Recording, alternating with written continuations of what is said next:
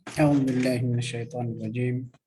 بسم الله الرحمن الرحيم. إن الحمد لله نحمده ونستعينه، من يهد الله فلا مضل له ومن يضلل فلا هادي له. أشهد أن لا إله إلا الله وحده لا شريك له، وأشهد أن محمدا عبده ورسوله. رب اشرح لي صدري ويسر لي أمري واحلل عقدة من لساني يفقه قولي. يؤتي الحكمة من يشاء، ومن يؤت الحكمة فقد أوتي خيرا كثيرا، وما يذكر إلا أولو الألباب. وفوق كل ذي علم عليم. اللهم اهدنا وسددنا، اللهم لا تكلني إلى نفسي طرفة عين. الحمد لله رب العالمين. السلام عليكم ورحمة الله وبركاته. Alhamdulillah, kita bertemu lagi pada malam ini untuk kuliah 2 bulanan kita, iaitu bedah buku Perang Gerila dengan Syaitan. Perang Gerila dengan Syaitan. Dan buku ni dia macam apa, kita kata talbis iblis lah. Buku talbis iblis tetapi mengikut versi orang Melayu. Talbis iblis mengikut versi orang Melayu. Dan Alhamdulillah kita dah sampai pada bab utama buku ni yang menjadi sebab penamaan buku ni, iaitu Perang Gerila dengan Syaitan. Dan cerita pasal Perang Gerila dengan Syaitan bab ke-7 ni saya dah ulas. Cerita dia serangan iblis ataupun kita berperang dengan iblis ataupun syaitan ni merangkumi 2 bentuk serangan. Mereka serang kita dengan 2 cara, iaitu serangan mental atau dalam bentuk hasutan, godaan, serangan fikiran jahat, tipu daya dan sebagainya. Dan satu lagi serangan fizikal. Dan Alhamdulillah untuk serangan mental ni kita dah susuri, baca. Alhamdulillah banyak dah kita lalui. Akhir sekali hari itu kita berhenti sampai serangan iblis ataupun syaitan yang jauh begini. Serangan iblis ataupun syaitan yang menjadikan manusia lupa. Yang ke-10, membuatkan manusia lupa perkara baik. Ini yang kita bincang 2 minggu lepas. Jadi malam ni insya-Allah kita akan masuk yang ke-11. Yang ke-11, serangan syaitan yang ke-11 yang perlu kita ambil perhatian dan kita sedari dengan ilmu pengetahuan insya-Allah. Syaitan ni suka menabuh fitnah, membuat tuduhan palsu. Dan kalau kita tengok paling ketara contoh syaitan menabuh fitnah, dia topik ataupun item yang ke-11 dan juga 12 ni kita boleh gabung sebenarnya. Dia saling berkait antara satu sama lain.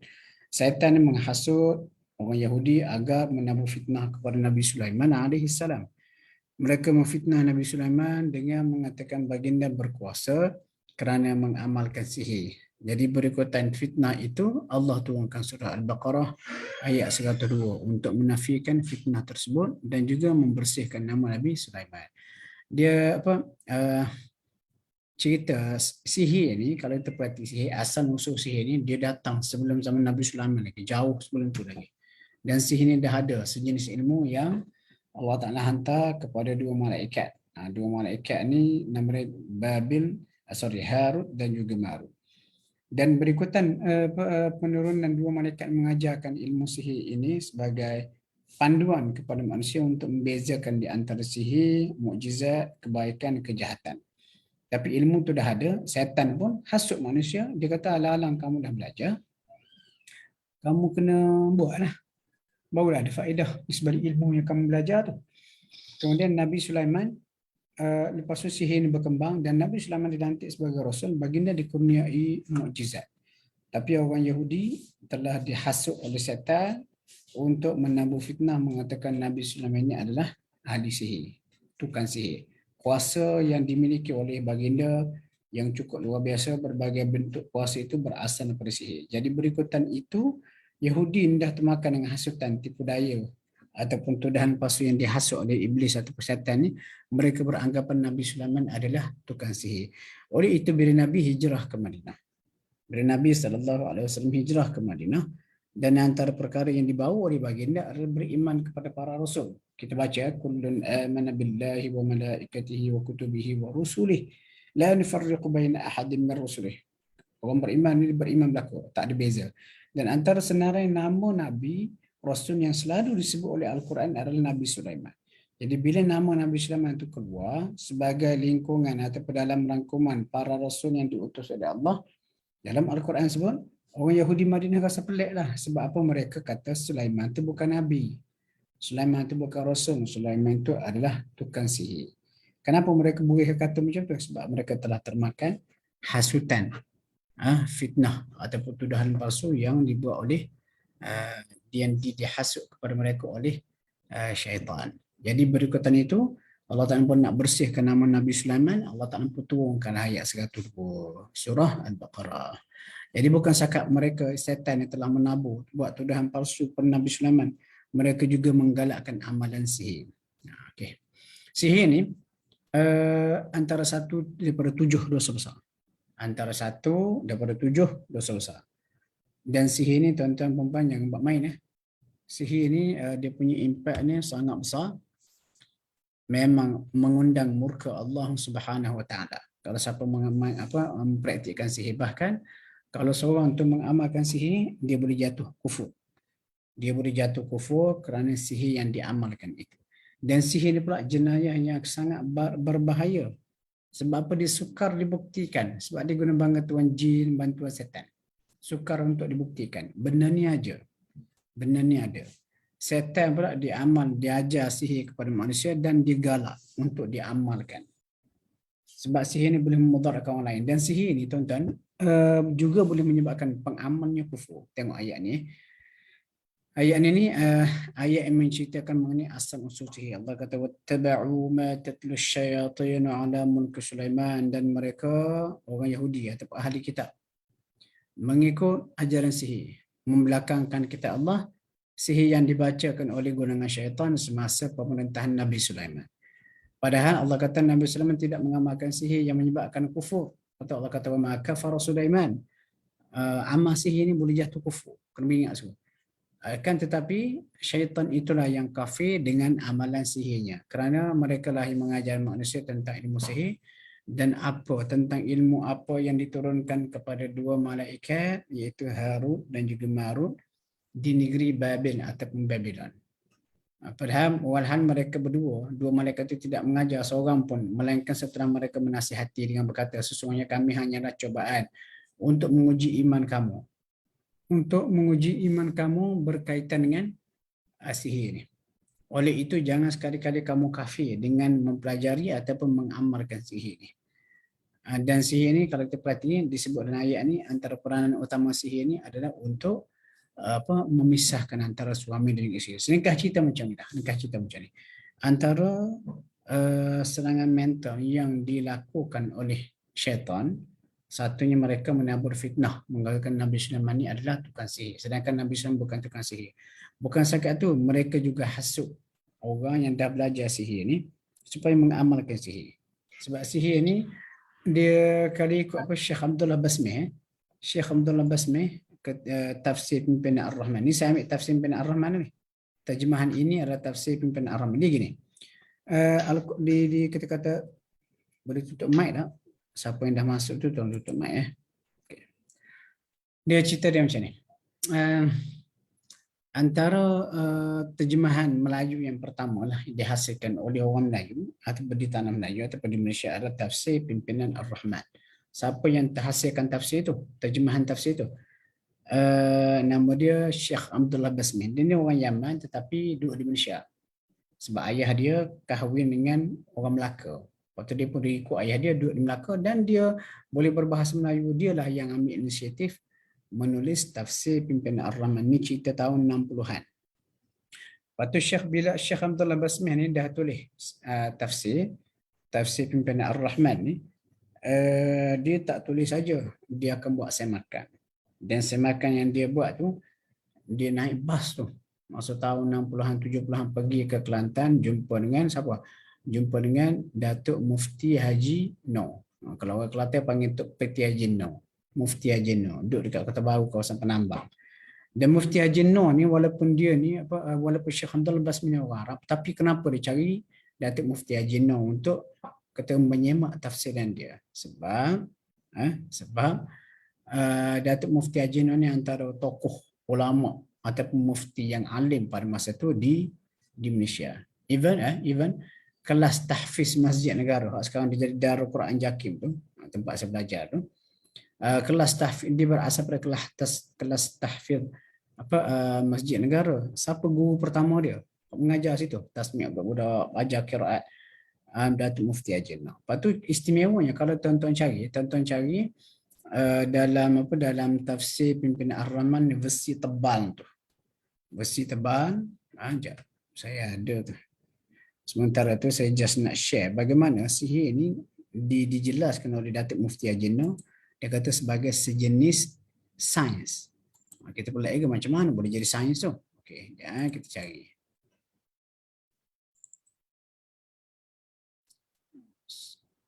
Saya pun lupa dekat mana saya letak je, 44.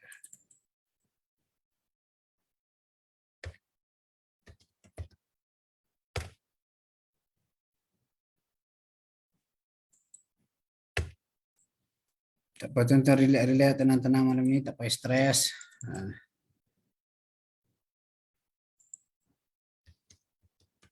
Sihir. Okey, ada, alhamdulillah. Ini jasa persampingan ya. Stop share. Saya share balik. Ini thesis master saya. Lama dah ni, tahun 2000 ni. Zaman budak-budak masa tulis ni. Okey. Saya share, tuan-tuan boleh tengok. Ni antara contoh tafsiran yang menarik. Dia gini Datuk Mufti Ajin ni dia jadi mufti lah. Menggantikan Datuk Ahmad Mahir. Kalau pergi ke Kelantan ada sekolah Ahmad Mahir, itu sempena nama Mufti Kelantan sebelum Datuk Mufti Ajin. Okey, bila Datuk Mufti Ajin jadi mufti, dia duduk di Kelantan. Syekh Abdullah Basmih. Syekh Abdullah Basmih ni orang Arab. Syekh Abdullah Basmih ni dia besarlah jasa dia. Dia mentafsir, buat tafsir terjemahan pertama untuk orang Melayu Malaysia. Sebelum tu kalau kita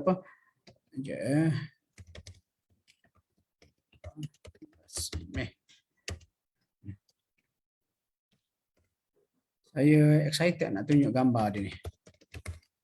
Gambar ni saya jumpa dalam buku Hamka. Hamka, buku dia kenang-kenanganku di Malaya. Okey tuan-tuan. Minta maaf saya banyak sungguh nak share ni. Okey, tak apa. Kalau nak kenal macam mana Abdullah Basmih, ini rupa dia. Nampak tak dekat skrin ni? Ini rupa dia. Ini rupa dia masa muda. Masa muda beliau inilah dia tulis tafsir pimpinan Ar-Rahman tu. Lepas tu dia bila tulis tafsir pimpinan Ar-Rahman tu, dia bukan sekadar tulis, dia semak. Dia pergi semak dengan Datuk Mufti Haji Noor di Kelantan. Ini ketika dia muda. Buku gambar dia ni saya jumpa kat mana? Saya jumpa dalam buku kenanganku di Malaya, Hamka. Ini antara buku menarik. Hamka cerita pengalaman datang ke tanah Melayu dulu macam mana semua sekali. Ini pula gambar Syekh Abdullah Basmih ketika dah berusia. Dan Syekh Abdullah Basmih ini meninggal dunia dan dikebumikan di Keramat, Taman Keramat, Ampang.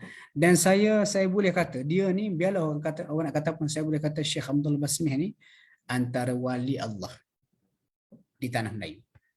Sebab apa kadang-kadang orang kita ingat wali ni keramat terbang, berjalan atas air, macam-macam lagi lah. Pergi Mekah balik hari, boleh raib. Orang dia ingat tu. Karamah ni kemuliaan. Kemuliaan yang paling tinggi adalah kemuliaan yang kekal. Kalau si wali tu berjalan atas air, kita dapat apa? Kita dapat paling tidak perakam dalam telefon. Lepas tu share dalam Facebook. Orang pun mula porong belakang. Lepas tu apa kita dapat? Tak dapat apa. Tapi kalau Syekh Abdullah Basmih ni, dia buat tafsir pimpinan Ar-Rahman, cerita tahun 70-an, dia semak tafsir pimpinan Ar-Rahman tu, naik bas pergi semak dengan Syekh Datuk Mufti Haji Noor. Lepas tu akhirnya tafsir pimpinan Ar-Rahman tu kita orang Malaysia pakai sampai sekarang. Manfaat dia, kita tak faham Al-Quran, tak faham terjemahan Al-Quran, buka tafsir pimpinan Ar-Rahman. Siapa tulis? Dia tulis. Kita baca, kita faham. Mencurah-curah pahala masuk ke dalam kubur dia. Wali dia tu. Kenapa dia meninggalkan sesuatu karamah kemuliaan yang kekal? Biarlah orang nak kata apa ustaz. Itu sudut pandang saya lah. Okey, Syekh Abdullah Basmih ni dia ni gambar dia ketika dah berusia. Hak tulis Puan Ramizah Hasan. Ni tutor saya ataupun pensyarah saya masa di UM dulu. Masa saya buat master dulu, dia ni buat kajian mengenai Syekh Abdullah Basmih. Okey, habis cerita dia. Balik kepada ayat tadi ya. Syekh Abdullah Basmih ni ketika dia mentafsirkan tafsir Al-Quran tu, huraian tersebut dilihat okey. Kalau kita baca tafsir Ibn Ar-Rahman hak lama, hak tebang tu, hak Jawi ataupun hak Roman, hak Rumi tebang. Habis cerita pasal sihir ni, tengok ni. Dia kata ni, walaupun ayat tersebut mengulas mengenai asal usul sihir dan juga kesan buruk yang mampu ditimbulkan oleh sihir, beliau telah menggunakan pendekatan yang lain untuk menghuraikannya. Katanya.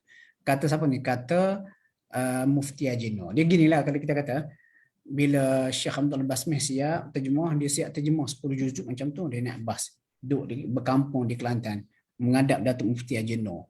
Cek semak satu persatu pada terjemahan tu, biar bertepatan dengan betul-betul hak Arab ini kehendaki oleh Al-Quran dan juga kitab tafsir muktabar. Dan saya duduk mengajar lama, tuan-tuan, mengajar tafsir ni. Setakat ni sekali saya buka tafsir Ibn Ar-Rahman ni, saya tak kecewa. Maknanya memang tepat. Cuma masalah dia gunakan perkataan ataupun bahasa kelas, bahasa tahun 70-an. Lepas tu ni saya tak ubah ni. Saya tak ubah. Kita tengok. Katanya Syekh Abdullah Datuk Mufti Haji Nur. Dia macam cerita kepada Syekh Abdullah Basmih.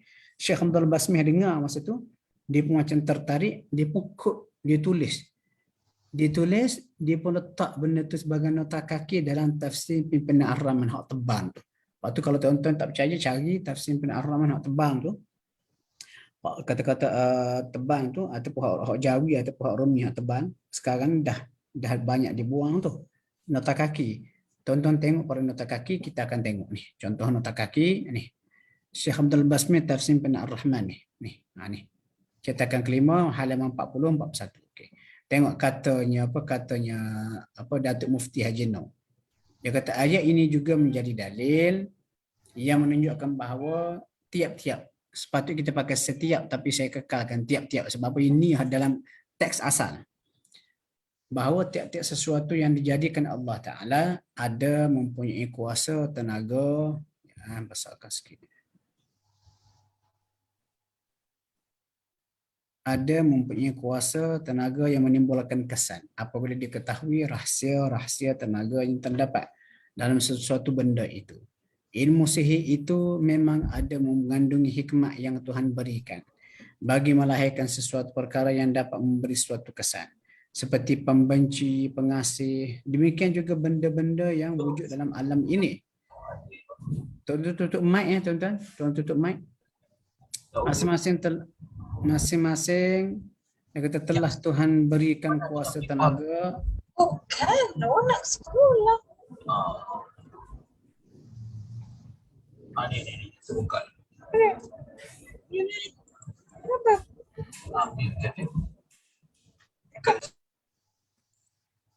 Okey. Dia kata masing-masing telah Tuhan berikan tenaga yang menimbulkan kesan yang istimewa pada benda-benda itu. Dia kata seperti kesan tenaga yang ada pada atom. Hidrogen. Kenapa saya tulis hidrogen? Sebab ini memang asal dia tulis lagu tu. Lepas tu saya tak tukar. Dan lain-lain.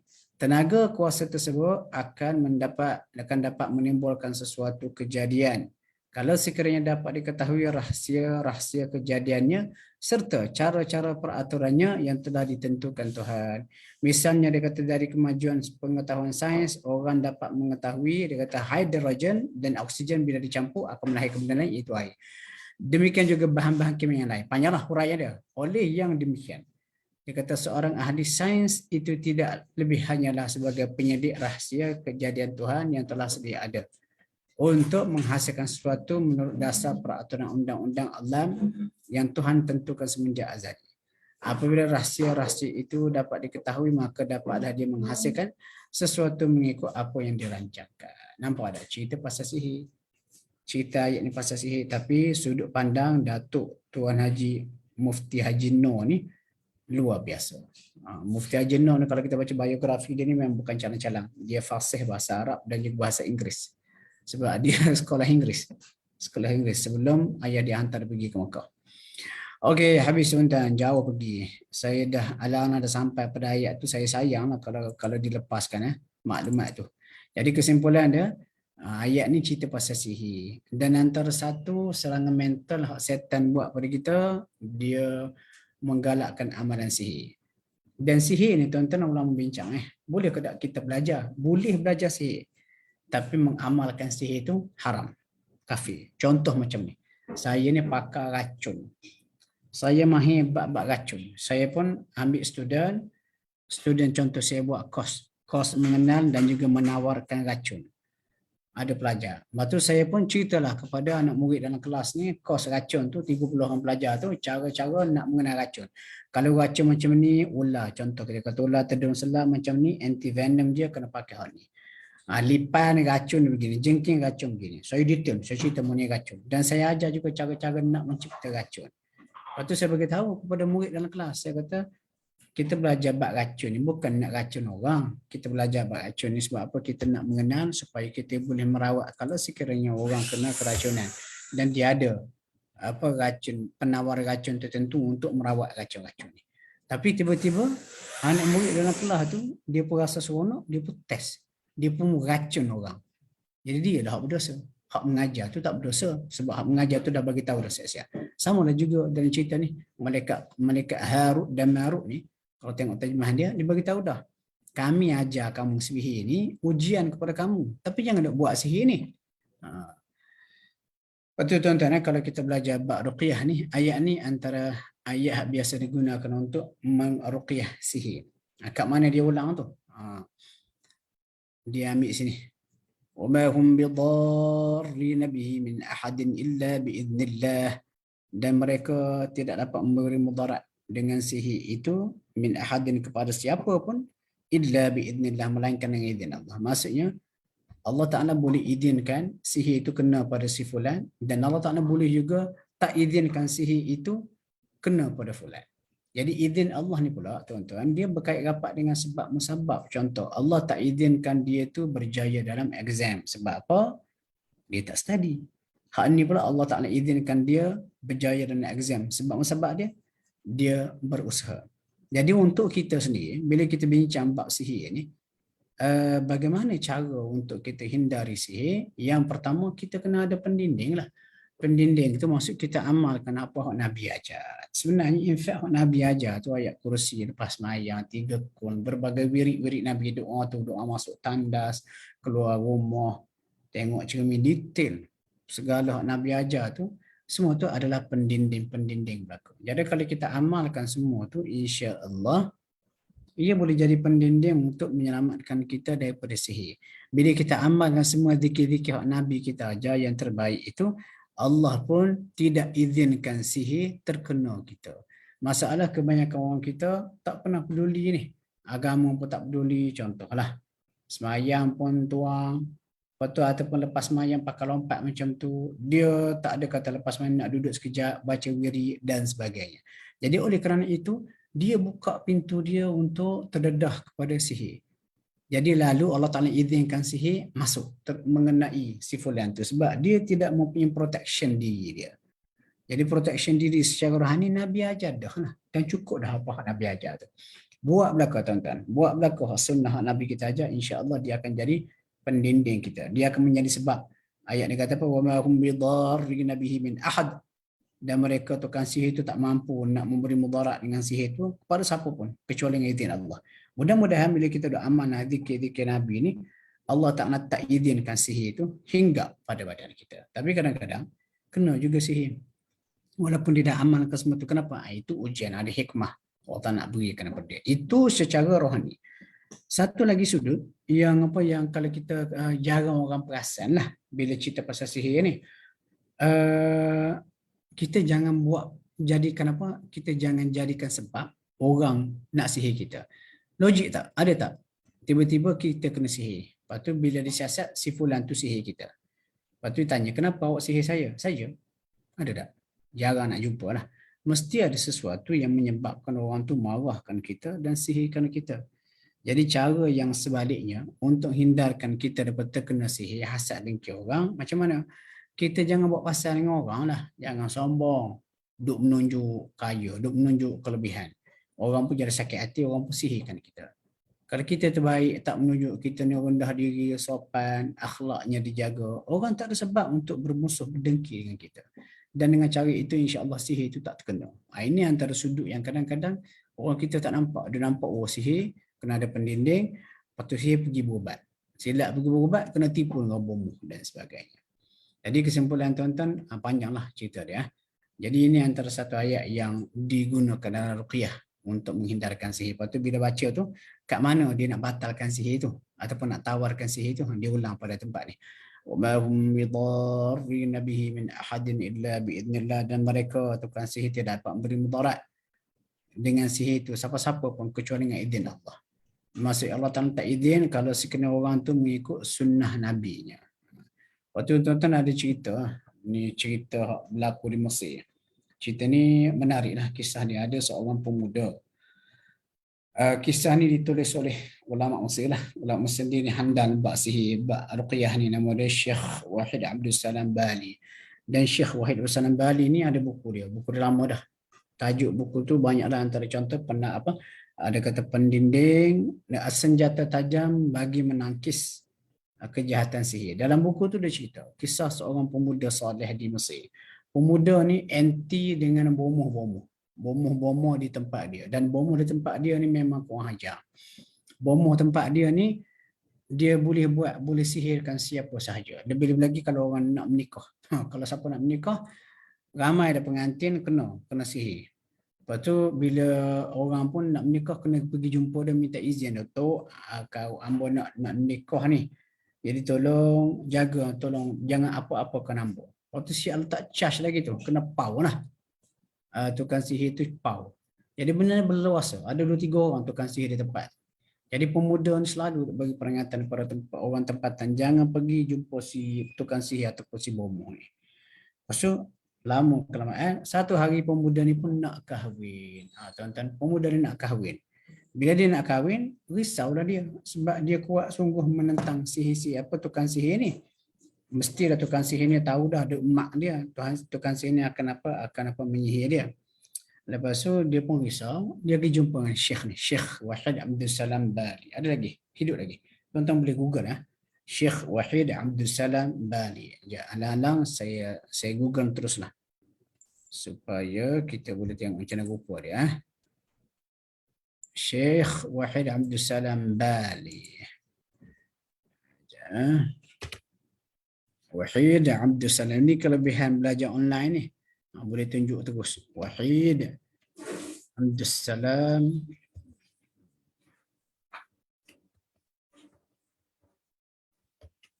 Bali. Okey. Ya, tengok rupa dia. Saya share. Ini dia. Ini rupa dia. Ini antara kita kata ulama sangat handal ni. Dia selalu appear di TV lah. Dan dia ni apa kelebihan dia, dia bukan sakat merawat orang kena jin. Dia siap boleh dakwah lagi jin tu. Dan dalam baca buku tu dia berjaya mengislamkan ramai jin. Pergi dia dirawat. Okey, cerita dia Wahid bin Salam Bali ni bila pemuda tu datang jumpa dengan dia, pemuda tu bagi tahulah kisah. Dia kata saya kuat menentang tukang sihir di tempat saya. Tukang sihir ni pakar untuk menyihir orang tak tahu kalau nak kahwin. Jadi saya nak kahwin ni, tak lama lagi saya nak kahwin. Jadi Syekh tolong saya supaya saya tak kena sihir. Lepas tu Syekh dia kata alhamdulillah, insya-Allah aku boleh tolong kamu. Bukan aku boleh tolong kamu, Allah boleh tolong kamu. Tapi dengan syarat sebelum aku tolong kamu, katanya Syekh Wahid bin Salam balik kepada pemuda tu, balik ke tempat kamu, mau pergi cabar semua tukang-tukang sihir tu. Tutup bomoh, cabar, bagi tahu. Tukang sihir, orang kampung dengar semua ni. Tukang sihir dengar, aku lama sekian akan berkahwin. Ada sekian hari, sekian tempat. Dan dengan ini aku cabar kamu semua, sihirkan aku, guna segala ilmu-ilmu sihir kamu ada tu untuk sihir aku pada hari perkahwinan aku. Syekh Abdul Salam Wahid bin Salam Bali suruh buat lagu tu. Kalau kita tak berani, waktu pemuda ni pun takutlah, tak berani. Lepas tu Syekh ni kata, mu buat, mu yakin Allah akan tolong kamu. Budak muda ni nekat, dia buat. Bila dia balik, dia buat cabaran begitu, terkejut habis. Tok Bomo terkejut dan juga orang tempatan pun terkejut. Jadi kita boleh kata macam wedding of the year dah ni. Wedding of the year. Artis pun kalah. Lepas tu, lepas dia buat cabaran, pergi jumpa balik dengan Syekh Wahid Salam Bali. Syekh ni kata, okey, Alhamdulillah. Aku ajarkan kepada kamu beberapa perkara. Aku ajarkan kepada kamu beberapa perkara supaya dengan amalan ini, insya-Allah, Allah akan jaga kamu daripada kejahatan tukang sihir. Lepas tu, dia pun ajarlah pemuda ni. Dia ajar apa? Dia... Sariman Battar. Buka-buka. Ya, tuan-tuan, saya buka terus kitab ni.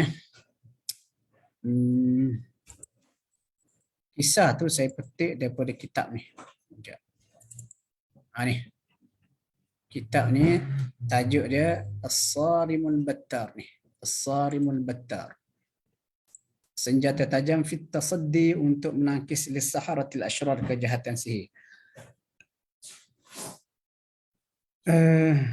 Ila rijal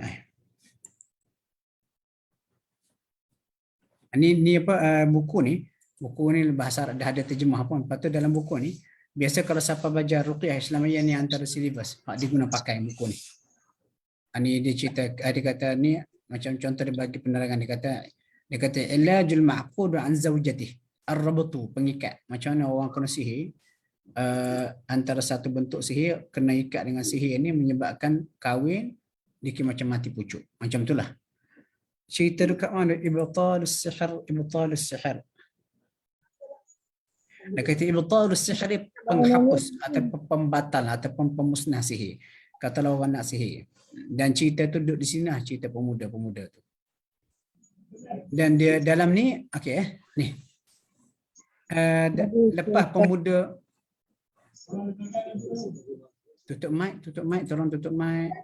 Hak baru masuk tu tutup mic please. Okey, lepas pemuda tu datang jumpa, lalu Syekh ni pun bagi tahu kepada pemuda ni, okey, mulai hari ni kamu nak kahwin bila? Kata lagi sebulan. Dia suruh pemuda ni, kata dah cabar tukang sihir tadi, buat apa?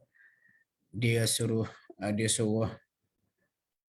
pemuda tu mengamalkan zikir-zikir. Buat apa tuan-tuan? Tak amal benda lain pun, amal benda yang Nabi ajar.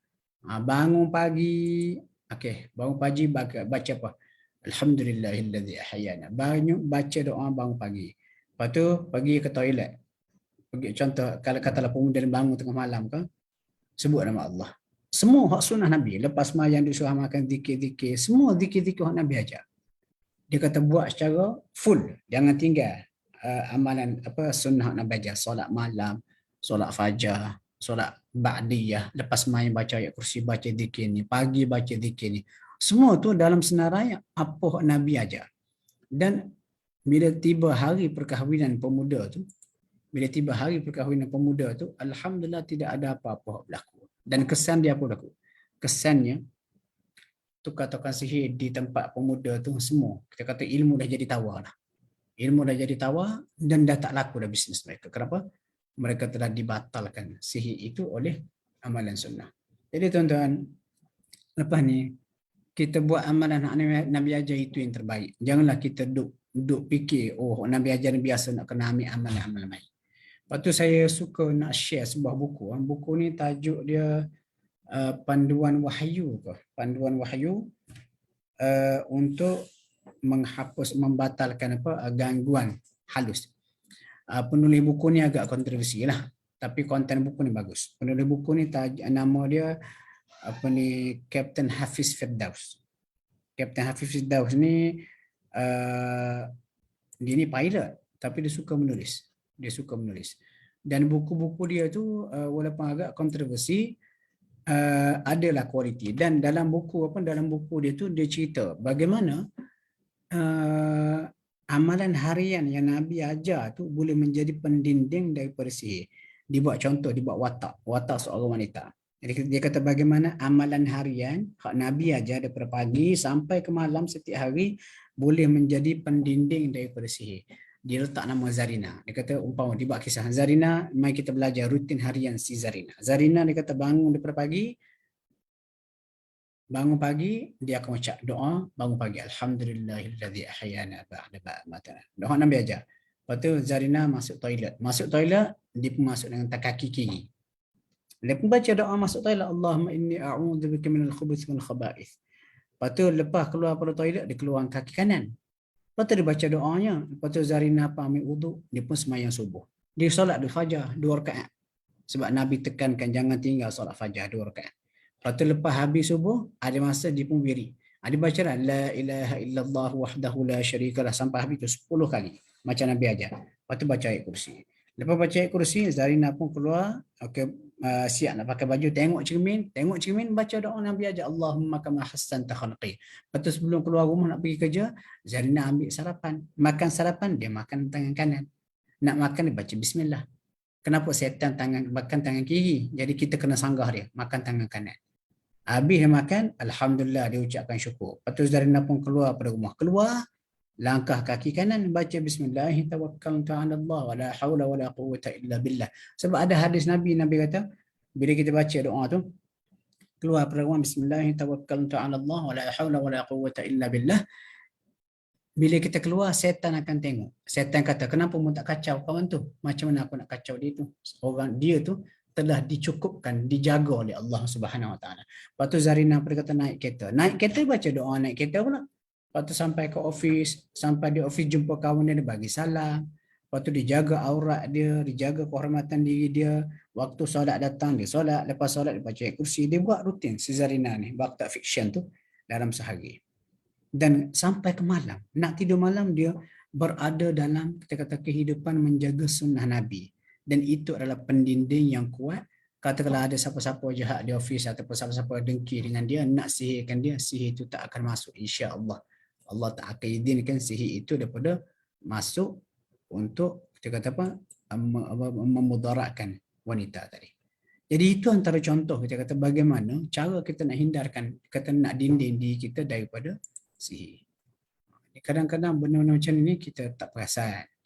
Jadi kita kena luaskan sudut, kita kata apa ni, hidup beragama ni. Lepas tu sihir, setan ni memang antara satu kerja dia galakkan orang untuk mengamalkan sihir ataupun nak sihir orang. Dan sihir ni tuan-tuan tak boleh nafi, dia ada. Cuma masalah sikit, ni nak kena imbang lah. Nak kena imbang pada orang Melayu. Orang Melayu ni terlalu percayakan sihir. Sakit biasa pun sihir, siapa sihirkan saya. Lepas tu jumpa pula bomoh. Bomoh ni apa dia tahu? Dia kata kita kena buatan orang je lah. Maksudnya sihir ni ada, tapi jangan terlalu gairah nak percaya orang sihirkan aku.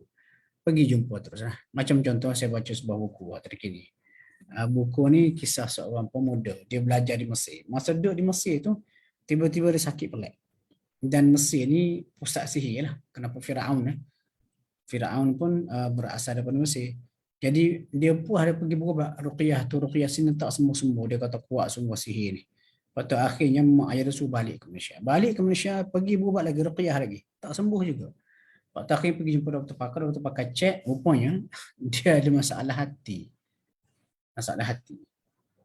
Hati dia tu macam kurang zat. Dan dia pun perasan sakit tu daripada kecil lagi. Waktu doktor pun bagi ubat merawat sakit. Kita kata hati dia tu. Bila dia makan zat vitamin pulihkan hati, sihat semula.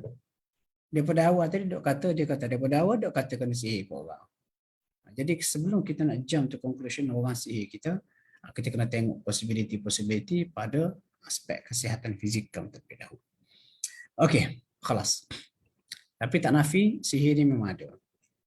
Jadi kalau kita ada kelebihan, jangan duk menunjuk pada orang kita ada kelebihan.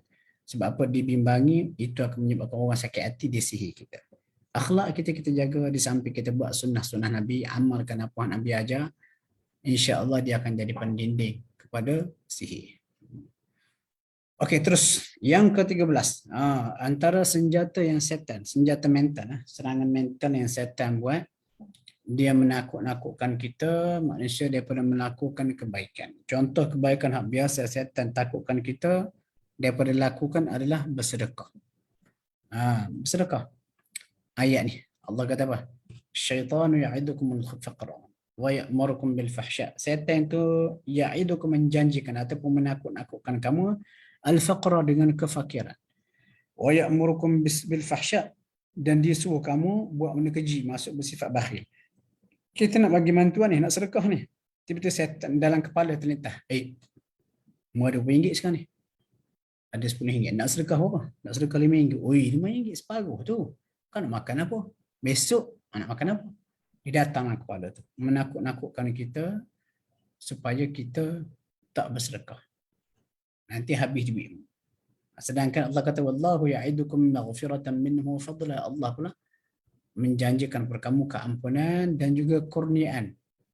Bagi Allah Ta'ala akan ganti. Itu dalam kepala kita, berperang, berkecam. Jadi sebab tu kalau kita mengaji, kita dalami bab sedekah ni, insya-Allah kita boleh atasi. Tak apa, aku ada RM10, kalau bagi 100, bagi 10, itu tak kena, tak cerdik. Kalau tak bagi langsung kedekut, sedang-sedang, bagilah dalam lingkungan contoh 3 ke RM5 ke, pada patut. Jangan peduli orang setan. Insya-Allah kalau kita bagi RM5, Allah Ta'ala boleh ganti. Dalam ayat ni Allah Ta'ala sebut, man ja'a bil hasanati falahu 10 amsalha. Siapa hak bagi buat satu kebajikan, Allah Ta'ala bagi ganti 10 kali ganda. Ayat-ayat macam ni dia akan bagi motivasi kepada kita. Kita pun ingat, sedekah subuh. Kenapa? Ada hadis. Setiap pagi Nabi kata malaikat turun, malaikat berdoa, Allahumma a'ti munfiqan khalafa. Ya Allah, beri kepada orang membelanjakan harta dia khalafa, ganti. Lepas tu satu lagi malaikat, Allahumma a'ti mumsikan talafa. Ya Allah, berikan kepada orang yang kedekut, tahan harta sebagai kemusnahan. Jadi kita belajar, kita yakin dengan benda-benda macam ni, lalu kita boleh menangkis serangan setan nak menakut-nakutkan kita ni. Itu dalam kepala ni. Kita kata bila masa setan nak takut-takutkan aku? Tak, sebenarnya kita rasa nak bagi nanti itulah dalam kepala tu dibisik, itulah setan tu. Jadi bila kita dah kenal, ini setan nak hasut aku ni, kita akan melawan. Okey. Okey, setan pun menakut-nakutkan juga kita manusia dengan kefakiran. Sekiranya memelihara anak perempuan ni, cerita orang Arab jahiliah ni. Cerita orang Arab jahiliah. Orang Arab jahiliah bila dapat anak perempuan, marah semua, dia kata menghabiskan beras budak ni. Nak gali, nak tanam. Lepas tu Allah Ta'ala turunkan ayat ni. Allah kata, wala taqtulu auladakum khasyata imlaq. Jangan sekali-kali kamu bunuh anak-anak kamu kerana risau kefakiran. Allah bagi rezeki pada mereka dan kepada kamu. Ini sebenarnya ini idea setan ni. Idea setan dalam kepala ni. Menakut-nakutkan kita buat kebaikan. Sama juga.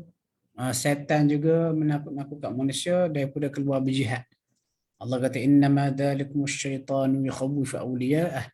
Allah kata sesungguhnya pembawa berita yang demikian itu ialah setan yang bertujuan menakutkan kamu terhadap pengikutnya, kaum musyrikin. Ini kalau baca detail ayat ni dalam surah Ali Imran, dia cerita ni perang Badar Sughra. Lepas perang Uhud, umat Islam mengalami kekalahan, Abu Sufyan pun belagak. Abu Sufyan pun jerit ke Nabi. Dia kata, Muhammad, hari dengan hari, seri dah kita ni satu sama. Hari tu mu menang di Badar, sekarang kami menang di sini. Kalau kamu ni anak jantan, jumpa tahun depan di Badar. Nabi kata okey, setuju. Jadi bila next year, tahun ke-4 Hijri, Nabi ingat tarikh perjanjian tu, Nabi pun bersiap dengan para sahabat nak keluar berperang. Dan pada masa itu, Abu Sufyan di Mekah ni nak keluar juga sebab dia ingat janji dia dengan Nabi. Lepas tu tiba-tiba dia rasa takut. Dia berkata, kalau tak pergi, nanti orang kata kita penakut. Lepas tu pada masa tu ada rombongan daripada Madinah baru balik daripada Mekah buat haji. Dia tengok, kamu ni daripada Madinah, daripada Yathrib. Ya, kami daripada Yathrib. Abu Sufyan kata gini, mau balik ke Madinah, kalau mau jumpa dengan Muhammad, mesti Muhammad tengah standby nak keluar perang ni. Takut-takutkan mereka, gerunkan mereka. Kata, kami bawa balik daripada Mekah, kami tengok orang Mekah standby nak pergi berperang. Dahsyat. Bukan tandingan, jangan pergilah, jangan pergi. Lepas tu dia kata setan menakutkan manusia daripada keluar berjihad. Tapi para sahabat Nabi, kalau baca surah Ali Imran, mereka dengar, mereka tak takut. Sambil mereka keluar, mereka kata hasbunallahu wa ni'mal wakil. Ini kerja-kerja setan ni.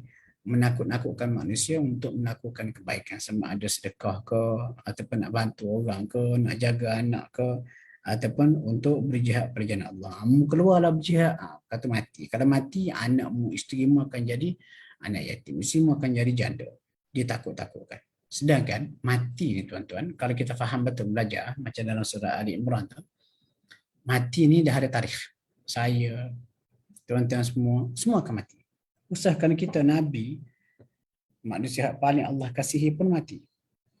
Mati ni dah ada tarikh. Cuma kita tak tahu bila. Boleh jadi kita mati di medan perang. Boleh jadi kita mati di rumah. Lepas tu, dia punya mindset. Mindset Allah kata apa? Allah kata, لَبَرَزَ الَّذِينَ كُتِبَ عَلَيْهِمُ الْقَتْلُ إِلَى مَضَاجِعِهِمْ. Allah kata kalau siapa sampai saat mati dia, kata dia akan mati di medan perang. Walaupun dia menyawak buah katil. Allah tak akan jadikan sebab untuk dia mati di sana. Contoh dia punya takut dia menyawak buah katil dalam rumah. Waktu tentera musuh menjadi nak masuk, serbu rumah dia, cek, tarik dia keluar. Terkencing, terberak sebab takut. Tarik pergi tengah-tengah medan perang, bunuh dia di situ. Mati dia di situ. Mati dalam keadaan terhina. Mati dalam keadaan terhina. Maksudnya mereka, kalau kita faham semua mati ni dah ada tarikh dia. Kita tak tahu bila je. Jadi tak ada sebab untuk kita takut akan mati. Cuma hak perlu kita risau, tidak bersedia untuk mati. Ini benda-benda setan nak takut-takutkan kita. Jangan pergi pun kalau tidak mati. Sebab mati ni dah ada tarikh. Allah tak dah tentukan. Kita tak tahu. Lepas tu tuan-tuan kalau baca riwayat Israiliyat lah, yang sebuah kisah. Ini cerita pada tafsir ayat terakhir surah Luqman. Allah kata, wa ma tadri nafsum bi ayyi ardin tamut. Dan seorang tu tak tahu. Ni rahsia. 5 rahsia Tuhan. Rahsia Allah 5 ni tak ada siapa tahu. Di akhir surah Luqman. Allah tak kata satu, inna Allah indahu ilmus sa'ah. Allah tu di sisinya, dia je tahu kiamat bila. Wa yunazzilul ghaith, bila hujan nak turun. Jangan cerita pasal kajian ramalan kaji cuaca ni. Contohnya hari ni berapa? 20 tahun depan. Cuba cek. 27 Disember 2023. Tanya pakar meteorologi, hujan ke tidak? Confirm tak tahu. Itu maksud dia. Lepas tu, wa ya'lamu ma fil arham, Tuhan tahu apa dalam kandungan. Jangan scan tu pun dah lahir, dah ada kandungan, tak boleh scan. Allah Ta'ala sebelum lahir kandungan tu, masa anak kita baby tu, budak anak kita perempuan baby, Allah Ta'ala tahu dah satu hari nanti apa dalam kandungan dia. Itu maksud dia. Wa ma tadri nafsum bi ayyi madza taksibu ghadan. Seorang tak tahu besok dia akan buat apa. Kita plan, saya dah plan besok nak sekian sekali berlaku banjir, tak boleh pergi. Sakit. Dan last sekali Allah kata, wa ma tadri nafsum bi ayyi ardin tamut. Seorang tu tak tahu di bumi mana dia akan mati. Okey, cerita dalam kalau baca tafsir ayat tu, para ulama akan bawa kisah Nabi Sulaiman. Nabi Sulaiman satu hari dia duduk di tempat dia lah, istana dia. Lepas tu ada seorang lelaki kelihatan ketakutan. Sebab apa ketakutan? Sebab ada seorang lelaki lain duduk di satu penjuru, duduk perhati tenung dia dengan tenungan yang dalam. Lepas tu lelaki yang ketakutan tu pun tanya Nabi Sulaiman, ya Nabi Allah Sulaiman, siapa lelaki ni duduk tenung aku? Nabi Sulaiman tengok, dia kenal. Dia kata itu malaikatul maut. Lepas tu katanya takut ni. Dia kata, ya Nabi Allah Sulaiman, boleh tak mau arahkan angin supaya bawa aku pergi daripada sini. Hantar aku ke negeri sekian. Nabi Sulaiman pun okey, angin bawa dia ni pergi ke sana. Lepas tu angin pun bawa terbang pergi sana. Naik tiket terbang ke lah. Zam-zam ala kazam. Lepas tu Nabi Sulaiman pun tengok kepada malaikat maut, dia kata, kenapa mu tenung dia dalam? Lepas tu katanya malaikat maut, aku kehairanan. Kalau ikut arahan Allah kepada aku diarahkan untuk ambil nyawa dia di tempat baru diminta kamu hantar. Sedangkan dalam beberapa ketika sebelum itu, aku tengok dia duduk depanmu. Aku pun terfikir, macam mana arahan Allah kepada aku ambil nyawa dia di satu tempat. Contoh macam ni lah. Umpama Nabi Sulaiman duduk di Melaka. Tempat kalau tuan akan mati dalam masa setengah jam lagi, contohnya di kita kata di Johor. Melaka ke Johor kalau berjalan tak sampai setengah jam. Tapi tiba-tiba bila dia datang nak ambil nyawa, dia tengok kawan ni duduk di Melaka dengan Nabi Sulaiman. Dalam masa setengah jam lagi, contoh Allah Ta'ala bagi assignment ke malaikatul maut, setengah jam lagi mau ambil nyawa dia di Johor. Dan tak logik lah. Lalu malaikat kata duduk tenung, lelaki dia rasa macam pelik. Macam mana agak-agak dia ni kena aku nak ambil nyawa je lagi dalam masa setengah jam lagi di Johor. Sedangkan dia duduk di sini. Dan perjalanan biasa daripada sini ke Johor tu lebih setengah jam.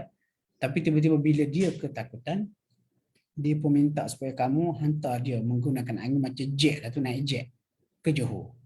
Lalu terjawablah persoalan malaikatul maut. Ini kalau baca dalam tafsir ayat tu. Waktu tuan-tuan ayat ni wa ma tadri nafsun bi ayyi ardin tamut, di mana kita akan mati ataupun bila dan di mana kita akan mati, ini rahsia Tuhan. Jangan cabar tuan-tuan, jangan cabar. Ini tidak orang kita duk bawa cerita, oh tanda-tanda 40 hari sebelum mati. Tanda-tanda 100 hari sebelum mati. Betul ke tidak? Ayat surah Luqman tadi itu menafikan sekeras-kerasnya. Kalau kita kata ni tanda-tanda 100 hari sebelum mati, macam seolah-olah kita boleh tahu mati 100 hari ni tandanya, 40 hari ni tandanya. Sedangkan ayat tadi kata tak ada siapa tahu mati itu bila, di mana melainkan Allah. Kena ingat. Saya pernah tulis rencana sangkal benda ni, sangkal benda ni. Jadi kalau boleh kita jangan bawa lah, jangan panjangkan lagi benda ni. Oh, siapa 10 hari, 40 hari sebelum dia mati, yang tanda-tanda dia hidung macam jatuh sikit. Mana awak tahu? Ada orang pernah mati ke dia hidup balik. Oh, aku dulu ingat lagi, aku dalam 40 hari sebelum aku mati, aku perasan telinga aku ni lembek jatuh. Tak ada. Tapi Ustaz, ini berdasarkan kajian para ulama. Betul ke kajian tu? Pemerhatian para ulama betul ke? Kalau betul si fulan yang mendakwa, ini berdasarkan kajian. Kalau betul dia ulama, saya ni ilmu tak seberapa tuan-tuan, sikit benar ilmu saya ni. Tapi sikit-sikit ilmu saya pun saya tahu. Ayat surah Luqman tu jelas Allah Ta'ala kata mati ni rahsia dia. Waktu kita dakwa ulama buat kajian, dia berdasarkan kajian dia tengok ada orang 100 hari sebelum mati begini. Takkan ulama hebat-hebat tu tak tahu ayat surah Luqman yang saya bacakan tadi. Jadi kena berhati-hati, jangan sampai kita memfitnah ulama dengan dakwah khurafat. Banyak dakwah khurafat kita persandarkan. Oh, kononnya ini berdasarkan kajian ulama. Macam biasalah. Orang kata usia umat Nabi Muhammad ni tak lama, 1500 tahun sahaja. Ini berdasarkan kitab ulama. Sebutlah nama ulama tu, nama ulama ni. Sedangkan dakwaan itu menyanggah juga ayat terakhir surah Luqman ni. Rahsia kiamat ni, siapa tahu? Tak siapa tahu. Tiba-tiba siap boleh kira 1500 tahun lagi. Kita tinggal berapa tahun lagi nak kiamat? Umat Nabi Muhammad akan berakhir. Tak boleh tuan-tuan. Kiamat ni rahsia Tuhan. Gunalah kaedah teori apa saja pun. Tak boleh. Ayat Quran jelas, hadis sahih pun jelas menafikan perkara itu. Jadi kalau boleh kena buang jauh-jauh benda tu. Okey, habis. Kemudian yang keempat. Yang keempat ni topik ni panjang ni. Menggalakkan pendedahan aurat. Iblis pernah menggunakan strategi pelucutan pakaian Adam dan juga Hawa. Hak ni tuan-tuan, topik ni sangat panjang. Sangat panjang. Saya rasa kalau saya explain ni, rasa tak lawas. Sebab apa? Dalam perbincangan mengenai menutup aurat ni, berdasarkan pemerhatian kajian saya, ada 3 golongan ditipu setan. Ini kita akan bincang untuk kuliah akan datang. 3 golongan ini bagi sinopsis. Golongan pertama yang menutup aurat dengan sempurna. Kena tipu di setan. Kenapa? Macam cara setan tipu. Pakai comel dah tutup aurat, pakai jubah, tapi akhlak buruk. Akhlak buruk. Dia kena package. Package dia tutup sempurna, akhlaknya baik. Ada yang tutup sempurna, mulut longkang, mengumpat. Ada yang tutup sempurna, macam muslimah solehah, tapi tak ada batas. Pegang apa, duk menyanyi melalak di pentas. Bergedik kata dengan gerak-geri kita kata tak senonoh. Ataupun dia kata tutup aurat sempurna tapi gedi. Itu kumpulan pertama ditipu setan. Kumpulan kedua ditipu setan, orang yang menutup aurat tapi ala kadar. Tutup aurat tapi ketat. Bajunya ketat contohlah. Tutup aurat tapi lengan pendek. Tutup aurat tapi tak sempurna package-nya. Tak sempurna package-nya. Balik kita tanya, dia kata okey lah daripada tak tutup aurat, pakai juga tudung. Walaupun ketat ke, pakai juga tudung. Ini pun ditipu oleh setan. Dan kumpulan ketiga, hak ditipu oleh setan, orang mengatakan aurat tu tutup aurat, tutup kepala tak wajib. Digunalah berbagai-bagai hujah. Digunakan Al-Quran. Al-Quran kata walibasut taqwa dzalika khair, pakaian takwa itu lebih baik, itu yang terbaik. Itu pun salah tafsir ayat. Ini 3 golongan ni. Jadi kita kena perhati semua. Ni bab ni saya topik ni yang ke-14 saya ulas panjang lebar. Kita kata teguran-teguran kepada ketiga-tiga kumpulan yang dah sempurna tutup aurat, sempurna kenjengan, pakaian takwa iaitu akhlak yang mulia. Bila orang tengok kita dengan akhlak kita, orang kata sepadan. Yang kedua, hak jenis tutup aurat tapi tak sempurna. Tak apa, kalau mungkin kita terguna pergolongan ini, bila kita belajar ni kita sedar, oh rupanya aku selama ini terkena juga tipu daya syaitan. Jadi cara nak mengatasi tipu daya syaitan kita kena reverse. Kita kena lawan. Kita ikut apa sepatutnya. Insya-Allah itu Allah Taala selamatkan kita daripada gangguan ataupun tipu daya syaitan. Golongan ketiga ni golongan liberal, feminis. Dia kata tak, hak pentingnya hati dia kena baik walaupun tak tutup kepala. Ramai hak tutup kepala tapi hati busuk. Kita kata itu salah orang, bukan salah apa Islam ajar. Lepas tu dia kata dia Islam mengamalkan kesederhanaan. Islam suruh pakai pakaian takwa. Walaupun nak pakai apa pakailah, janji hati terbaik. Cuba duduk dekat seorang lelaki pakai spender. Yang lelaki duduk pakai spender. Kita pun mesti lari. Lagi dia kata apa pula? Jangan judge saya. Walaupun saya pakai spender je, hati saya baik. Itu logik-logik dia lah. Itu akan kita jawab dalam bab ni. Dan esok saya rasa setakat dulu ada masa lagi dalam 3 minit ni. Ataupun dalam kita 5 minit lebih ni. Saya buka untuk sesi soalan jawab lah. Kalau ada soalan. Sila. Allah Alam.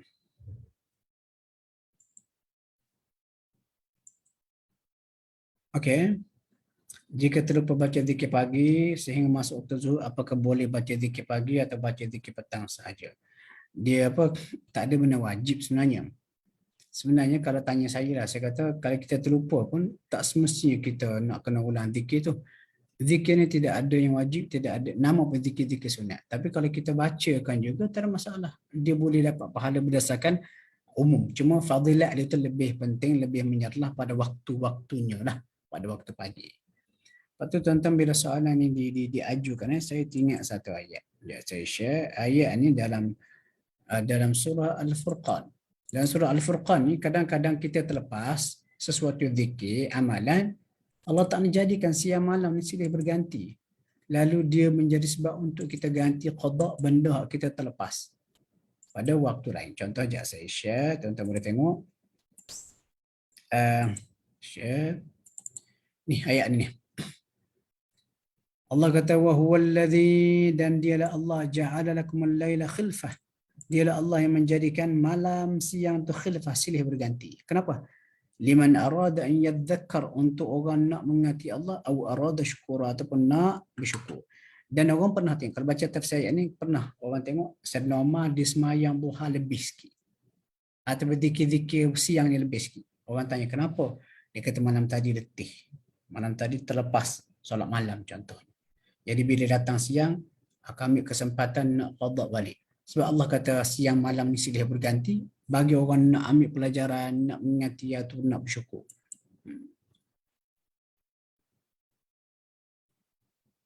Salam Ustaz, boleh ulang balik tajuk buku tentang sunnah Rasulullah. Buku tu rasa saya tak tahu sudah.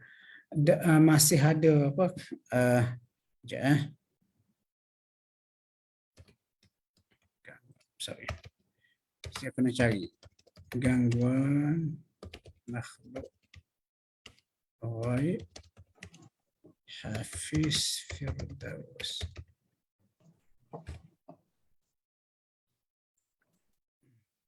Buku tu ada, saya simpan je.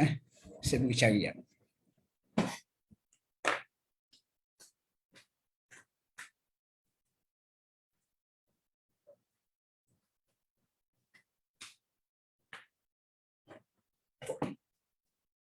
Alhamdulillah.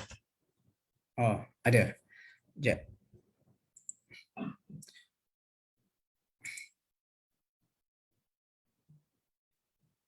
Saya akan tukar background dulu.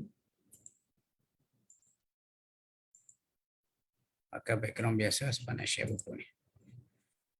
Okey. Saya pin buku ni. Sunnah dalam menangani gangguan makhluk ghaib.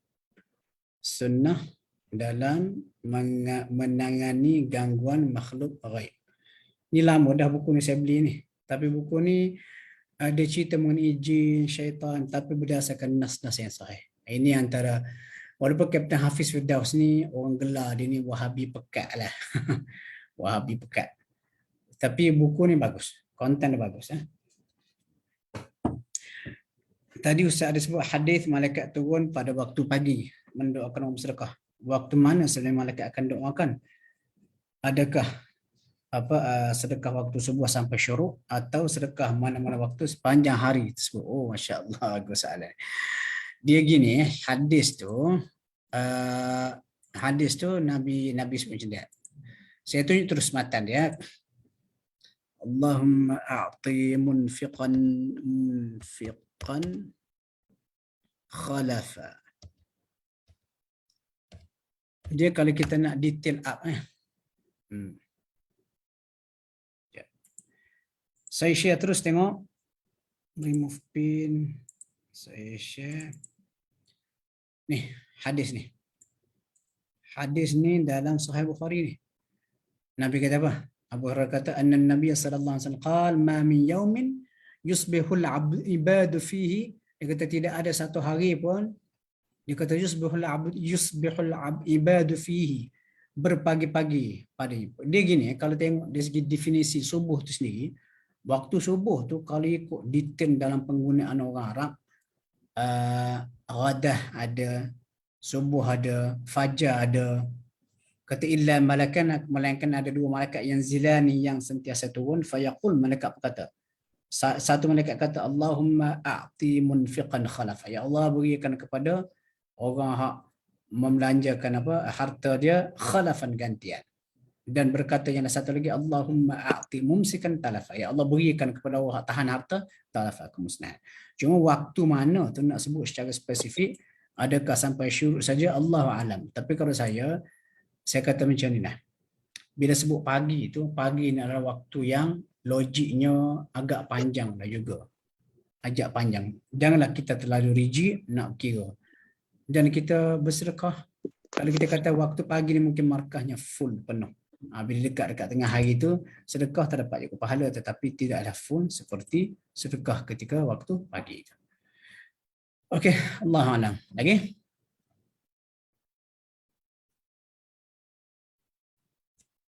Dan tuan-tuan, jangan lupa program yang kita hadiri hari ini walaupun percuma, alhamdulillah ini satu inisiatif yang diambil oleh Akademi Tadabbur.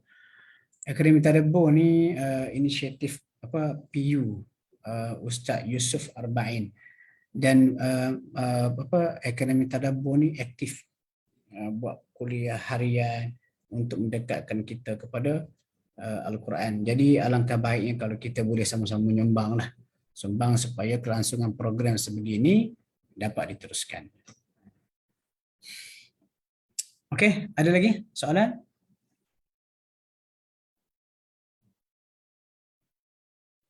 Boleh buka mic, tanya ataupun boleh type.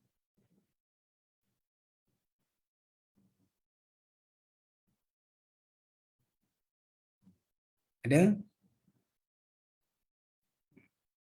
Okeylah Ustaz Yusuf, saya rasa tak ada tu. Saya kembalikan semula kepada host kita, Ustaz Yusuf. Allahu a'lam. Jazakallah khairan Ustazana, insyaAllah. Kita jumpa lagi 2 minggu lagi Ustaz, insyaAllah, minggu ketiga. Minggu kedua dan keempat ni? Ya. Minggu kalau macam hari ni minggu keempat. Maknanya kita jumpa nanti bulan Januari, minggu yang kedua dan minggu keempat. Dia macam tu 24 setiap bulan. Ya, 24 insya-Allah. Okey, itu saja. Assalamualaikum. Assalamualaikum warahmatullahi wabarakatuh.